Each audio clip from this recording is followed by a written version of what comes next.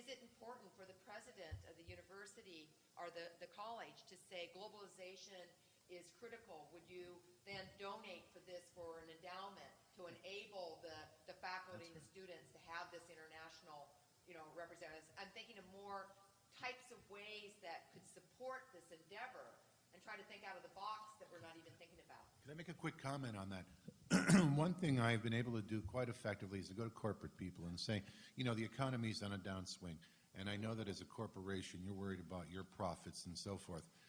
And let's put that aside for a minute. Let's look at the average American family who has a child at a university, and they literally want the child to have an international experience, but they don't have the funds to do it. Would your corporation be willing to help fund that student's international studies? And I got to tell you, I'm getting a greater than 50% response rate on that one. Corporations want to help out students, and they could put a name on the donation, they could put a face on the donation, and you want to know something, they even hire the donation when it's done.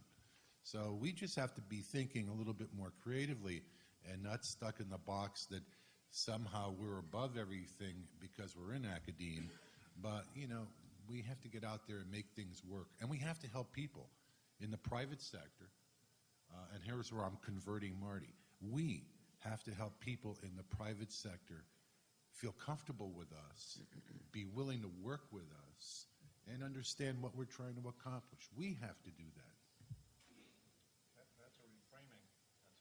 We should also mention that the contribution is also tax deductible. That makes it even better. I guess I would just add that a force for internationalization of our university is in fact the corporate world surrounding us. We are the corporate home to 3M, Cargill, General Mills, Medtronic, companies in different sectors, and they operate globally. And for example, Cargill, whether you're coming on to Cargill as a scientist or a marketing person, their first assignment typically is to send you to their Singapore branch or to their branch in Vietnam. And they are very concerned about the lack of experience of otherwise well-qualified graduates of our institution, of their international experience, and their savvy about the world. So it speaks pretty, and I chime in with Marissa's comment, that these our career service offices and career fairs are really places where those corporations make their wishes known about the qualifications they seek in one of our major product, our students, our graduates. I think the only reason that there wasn't more mention of corporations and how important they are for universities is because of who we are on the panel up here. If we had someone from our technology transfer office, this would have been emphasized the entire time.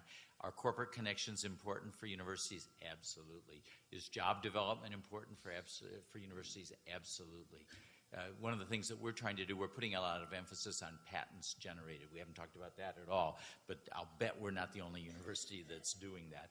We're getting all sorts of connections. We established something 3 or 4 years ago called superclusters, focusing on 3 of our strengths: cancer, infectious diseases, renewable energy. And we invested as a university $2 million a year for each of these 3 areas. Water is likely to become our 4th.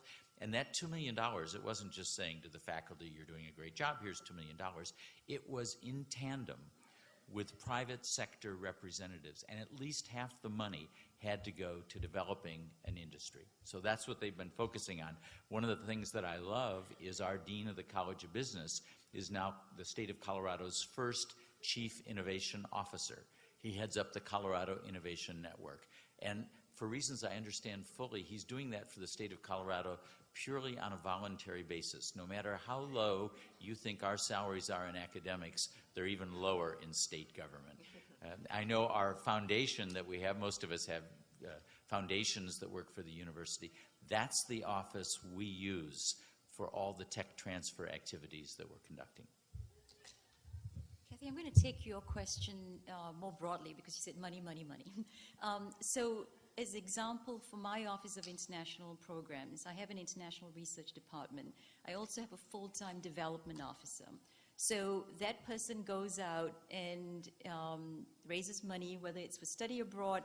We've got endowments from people who have studied abroad and are now giving back, $1 million from one person because they had a very good experience. It actually was Norway, coming back to Norway multiple times.